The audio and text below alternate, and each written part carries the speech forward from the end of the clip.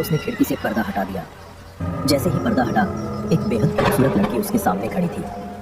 उसने एक सुंदर सी गांव की पोशाक पहन रखी थी। कहते हैं हर गांव का एक राज होता है, लेकिन भवानीपुर गांव का राज हर शाम 7 बजे से शुरू होता है, और आज भी उस राज को कोई हल्के में नहीं लेता। 7 बजने वाले हैं, 7 बजने वाले हैं। सब लोग अपने अपने घरों के खिड़की दरवाजे बंद कर लो। कोई भी घर से बाहर ना रहे। सबको घर के अंदर जाना चाहिए। जल्दी करो, अंदर से दरवाजा बंद कर लो, वो आने वाली है। हे भगवान आज बातें करते करते समय का कुछ पता ही नहीं चला। चलो चलते हैं। चलो अपने अपने घर चलते हैं। आज मौसम बहुत डरावना लग रहा है। 7 बजने वाले हैं। चलो जल्दी चलो। सोहन, लगता है आज बारिश होने वाली है। आसमान बहुत डरावना लग रहा है। ऐसा लग रहा है जैसे आज रात कुछ अनहोनी होने वाली है। पता नहीं क्यों मुझे अचानक डर लग रहा है। क्या तुम दोनों ऐसी ही बातें करते रहोगे? 7 बज गए हैं, अपने अपने घर जाओ। मुझे भी दुकान बंद करनी है। मैं दुकान बंद करके जल्दी से घर जाऊंगा। जल्दी करो, तुम्हारी बातों ने तो मुझे डरा दिया। शंकर काका ने जल्दी से अपनी दुकान बंद कर दी और सब लोग तेजी से अपने अपने घरों की ओर चले गए। आज की रात गांव वालों के लिए बहुत मुश्किल होने वाली थी। भोला, सब अपने घर चले गए? कोई बाहर तो नहीं है ना? हाँ सरपंच जी, सब चले गए हैं। पक्का? इस समय घर के बाहर कौन है? भोला, तुम्हें पता है ना, अगर 7 बजे के बाद कोई घर के बाहर रहा तो क्या होगा? हाँ सरपंच जी, आप बिल्कुल चिंता मत करो। बाहर सिर्फ एक लड़की है, मैं उसे जल्दी से अंदर जाने को कह दूंगा। भोला, तुम अपना काम ठीक से नहीं कर रहे हो। हमने तुम्हें यह काम सौंपा है। हम नहीं चाहते कि इस गांव में वही सब दोबारा हो जो 20 साल पहले हुआ था। पूरे गांव की सुरक्षा हमारी जिम्मेदारी है। हम फिर किसी को इसका शिकार नहीं बनने देंगे। आप चिंता ना करें, मैं अभी देखता हूँ। भोला उस लड़की के पास जाता है और कहता है, अरे बच्ची, तुम यहाँ क्या कर रही हो? तुम्हें पता नहीं 7 बजने वाले हैं? जाओ घर के अंदर जाओ, जल्दी जाओ। हाँ, मैं बस जा ही रही थी। आज खेत से आने में देर हो गई। इससे पहले कि देर हो जाए, जल्दी से घर के अंदर जाओ। जाओ, भागो यहाँ से। बिजली कड़कने लगी और बारिश शुरू हो गई। 7 बजते ही पूरा गांव दहशत में डूब गया।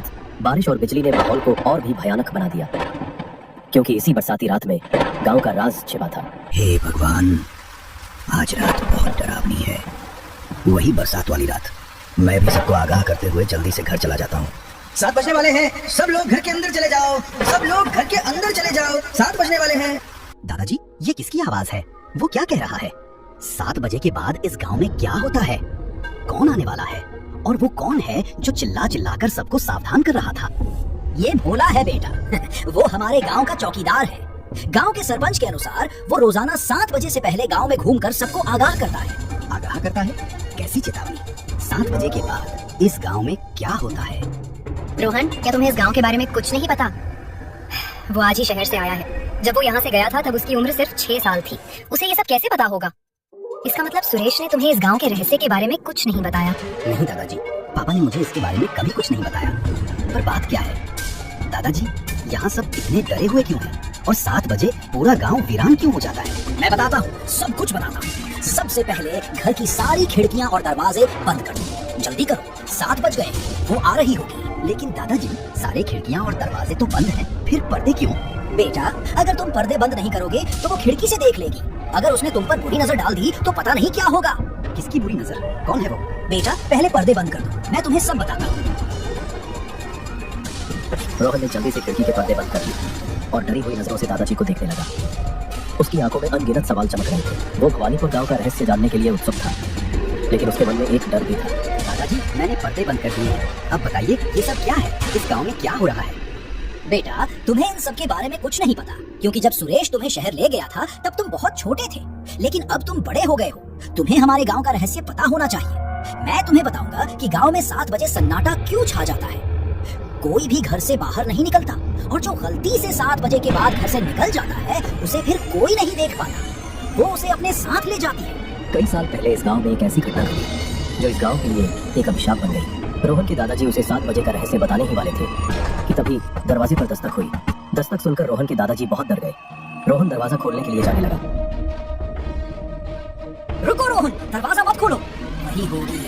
कौन है दादाजी? कौन होगा? जरा देखो तो, दरवाजे पर कौन है? नहीं, रुको, दरवाजा मत खोलना। मैंने कहा था ना, वही है।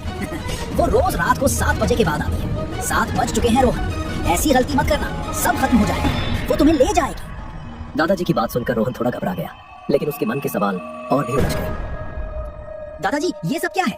बताइए, दरवाजे पर कौन है? मुझे देखने दीजिए, कौन है वो? रोहन चुप रहो, कुछ मत बोलो। वो हमारी बातें सुन रही है। हम इस बारे में कल बात करेंगे। अब सो जाओ, मैं कल सुबह तुम्हें सच बताऊंगा। तुम सुबह तक चुप रहना। मेरी बात सुनो, सो जाओ। जब तक हम घर के अंदर हैं तब तक सब सुरक्षित है। बारिश की रात है, वो और भी ज्यादा शक्तिशाली हो गई है। ठीक है दादाजी। रोहन अपने दादाजी की बात मानकर अपने कमरे में सोने चला गया। थोड़ी ही देर में उसके दादा दादी भी गहरी नींद में सो गए, लेकिन रोहन को नींद नहीं आ रही थी। उसके मन में अपने दादाजी की बातें घूम रही थी। रात के 12 बज रहे थे। अचानक दरवाजा फिर से खटखटाया गया। रोहन चौंक कर बिस्तर से उठ गया। दरवाजा फिर खटक रहा है। लगता है ये वही है। मुझे देखना होगा कि वो कौन है जिससे पूरा गांव डरता है। रोहन अपने कमरे से निकलकर दरवाजे की तरफ बढ़ा। वो दरवाजा खोलने ही वाला था कि अचानक उसके मन में एक विचार आया और वो रुक गया। नहीं, मैं ये क्या करने जा रहा था? दादाजी ने मुझे दरवाजा ना खोलने को कहा था।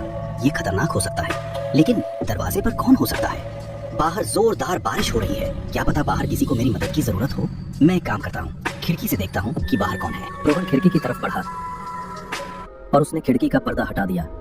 जैसे ही उसने पर्दा हटाया, वही बेहद खूबसूरत लड़की उसके सामने खड़ी थी। उसने एक खूबसूरत गांव की पोशाक पहन रखी थी। रोहन, दरवाजा खोलो। रोहन, मुझे अंदर आने दो। देखो बाहर जोर से बारिश हो रही है, मैं भीग रही हूँ। अगर तुम दरवाजा खोलोगी तो मैं अंदर आ जाऊंगी। वाह, ये लड़की कितनी खूबसूरत है। रोहन, दरवाजा खोलो। क्या सोच रहे हो? हाँ, मैं अभी खोलता हूँ। तुम अंदर आ जाओ, बाहर जोरदार बारिश हो रही है। रोहन दरवाजे की तरफ बढ़ा, लेकिन उसके कदम फिर रुक गए। वो खिड़की की तरफ मुड़ा। लेकिन तुम कौन हो और तुम्हें मेरा नाम कैसे पता? मैं तो इतने सालों बाद यहाँ आया हूँ। इस गांव में मुझे कोई नहीं जानता, तो फिर तुम मेरा नाम कैसे जानती हो?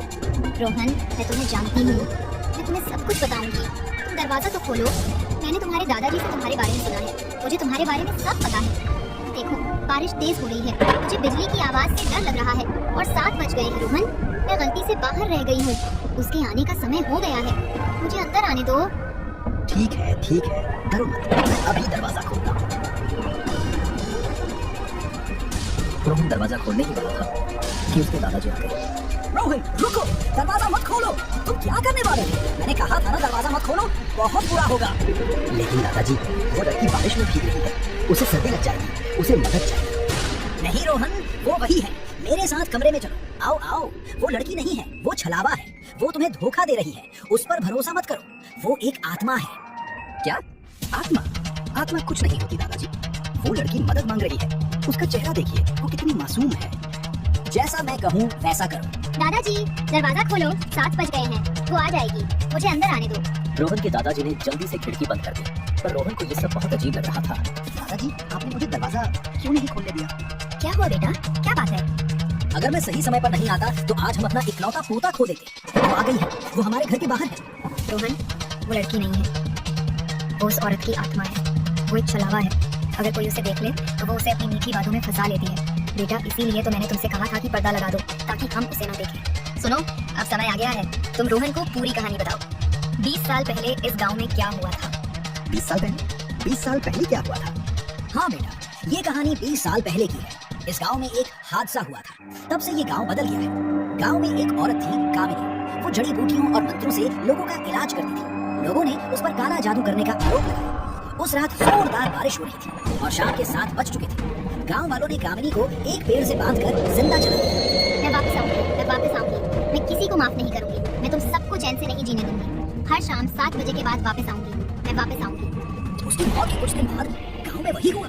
वो रोज 7 बजे के बाद आती है और जो भी उसके सामने आता है उसे अपने साथ ले जाती है। दादाजी, ये सब बकवास है। ऐसा कहीं होता है क्या? और अगर वो सच में आता है तो घर के अंदर क्यों नहीं आती? नहीं रोहन, मेरी बात मानो। तुम जानना चाहते हो वो घर के अंदर क्यों नहीं आती? जरा रुको। ये देखो, ये एक ताबीज है। गांव में हर किसी ने इसे अपने घर में रखा है। ये ताबीज गांव वालों ने किसी तांत्रिक से बनवाया है। जब तक ये ताबीज घर में रहेगा वो अंदर नहीं आ पाएगी। रोहन, तुम्हें अपने बड़ों की बात माननी चाहिए। तुम जाकर चैन से सो जाओ। थोड़ी देर में सुबह हो जाएगी। रोहन सो गया। उसे अपने दादा दादी की बात पर यकीन नहीं हो रहा था। वो अभी भी उस लड़की के बारे में सोच रहा था। क्या आज की दुनिया में ऐसा भी होता है? ये गांव बहुत अजीब है। शायद इसीलिए पापा मुझे यहाँ से शहर ले गए। पता नहीं वो बेचारी कहाँ बारिश में भीग रही होगी। मुझे उसकी मदद करनी चाहिए थी। पर ठीक है, अब मैं ये राज पता करके रहूंगा। मैं 7 बजे के बाद दरवाजा खोलकर बाहर निकलूंगा और देखूंगा कि क्या होता है। रोहन के दादा दादी के लिए वो रात बहुत मुश्किल भरी थी। अगली सुबह बारिश रुक गई, लेकिन बादल अभी भी आसमान में थे। रोहन, बेटा कैसे हो? कल रात मैंने जो कहा था उस पर यकीन करना और शाम को 7 बजे के बाद किसी के लिए दरवाजा मत खोलना। ठीक है दादी जी, जैसा आप कहें। मुझे लगता है शाम तक फिर बारिश होगी। मौसम खराब है। बरसात की रात में उसकी आत्मा की शक्ति बढ़ जाती है, इसलिए आज रात ध्यान रखना। रोहन ने दादाजी की बात अनसुनी कर दी और चुपचाप अपने कमरे में चला गया। शाम के 6 बज रहे थे। बारिश फिर शुरू हो गई और जैसे ही शाम के 6:50 हुए, भोला ने गांव वालों को चेतावनी देना शुरू की। 7 बजने वाले हैं, 7 बजने वाले हैं। सब लोग अपने अपने घरों के खिड़की दरवाजे बंद कर लो। कोई भी घर से बाहर ना रहे। सबको घर के अंदर जाना चाहिए। मैं आज इस राज का पता लगाऊंगा। इस गांव में इतने सालों से जो अंधविश्वास फैला हुआ है वो आज खत्म हो जाएगा। अभी 7 बज रहे हैं और दादाजी अभी भी जाग रहे हैं। मैं अब सोने का नाटक करूंगा। रोहन के दादाजी सोने से पहले रोहन के कमरे में आए, ये देखने के लिए कि वो सो रहा है या नहीं। रोहन सोने का नाटक कर रहा था। उसे सोता देख वो अपने कमरे में वापस चले गए। आसमान बिजली की कड़क से गूंज रहा था और पूरा गांव खामोश था। रात के लगभग 11 बज रहे थे। रोहन के दादा दादी भी सो रहे थे। तभी दरवाजे पर फिर दस्तक हुई। दरवाजे पर कोई है। आज मैं देखूंगा कि रोजाना 7 बजे के बाद यहाँ कौन आता है।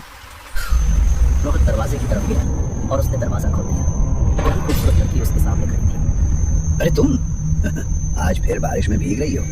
हाँ रोहन, आज फिर मुझे लौटने में देर हो गई। मैं पास के गांव में काम करती हूँ और देखो आज फिर बारिश आ गई। अंदर आ जाओ, बाहर जोरदार बारिश हो रही है। तुम भीग जाओगी। अंदर आओ।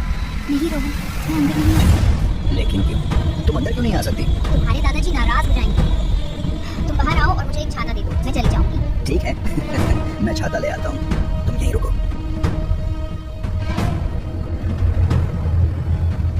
ये लो। तुम वहाँ क्यों खड़े हो? रोहन, तुम बाहर आकर मुझे छाता दो। तुम्हारे दादाजी नाराज हो जाएंगे। ठीक है कोई बात नहीं, मैं आता हूँ। रोहन छाता लेकर घर से बाहर आ गया। चौकीदार भोला ने ये सब देख लिया था। रोहन के बाहर आते ही वो लड़की भयानक आवाज में हंसने लगी और हवा में उड़ने लगी। रोहन, तुम घर से बाहर आ गए। तुम देखना चाहते थे कि 7 बजे के बाद बाहर क्या होता है। तो अब सुनो, इस गांव ने मेरे साथ बहुत बुरा किया है और इसी चौकीदार ने एक तांत्रिक से ये ताबीज बनवाए हैं ताकि मैं किसी को नुकसान ना पहुंचा सकूं। अब मैं तुम्हें नहीं छोड़ूंगी, मैं तुम्हें अपने साथ ले जाऊंगी। अगली सुबह जब रोहन के दादाजी उठे तो उन्हें चिंता हुई कि रोहन कमरे में नहीं है। उसने देखा कि घर का दरवाजा खुला था। वो जल्दी से घर से बाहर गए तो रोहन बाहर नहीं था, बस उसकी चप्पल वहीं पड़ी थी। हे भगवान, क्या हुआ? रोहन, वो रोहन को ले गई। हमारा रोहन। हमने उसे कितना समझाया पर उसने दरवाजा खोल दिया। रोहन ठीक है, वो सुरक्षित है। रात को वो दरवाजा खोलकर बाहर आ गया था और वो आत्मा उसे ले जाने वाली थी। मैं अपने घर की खिड़की से ये सारा नजारा देख रहा था। रुक जा, चली जा, यहाँ से चली जा, वरना इस ताबीज की ताकत तुझे फिर से जला देगी। चली जा यहाँ से, भाग जा। तुम ठीक तो हो? देखो मेरे साथ आओ, अंदर आओ, जल्दी करो, यहाँ से भागो। वो क्या था? वो कौन थी? मतलब दादाजी सही थे, वो रोज 7 बजे के बाद यहाँ आती है, पर वो तुमसे क्यों डर रही थी? चिंता मत करो, अब तुम यहाँ बिल्कुल सुरक्षित हो। देख रहे हो, वो इस ताबीज से डरती है। अगर मैं आज सही समय पर ना आता तो वो तुम्हें ले जाती। तुम्हें हमेशा अपने बड़ों की बात माननी चाहिए। अब तुम चैन से सो जाओ, वो घर के अंदर नहीं आएगी। हम सुबह तुम्हारे घर जाएंगे। भगवान का शुक्र है कि तुम ठीक हो। हमें लगा कि वो तुम्हें ले गई। दादाजी मुझे माफ कर दीजिए, मुझे आपकी बात पर यकीन नहीं हुआ। अब तो यकीन हो गया ना? अगर तुम्हें कुछ हो जाता तो मैं तुम्हारे पापा को क्या बताऊं? बेटा, भगवान का शुक्र है कि तुम ठीक हो। अब से 7 बजे के बाद कभी घर का दरवाजा मत खोलना।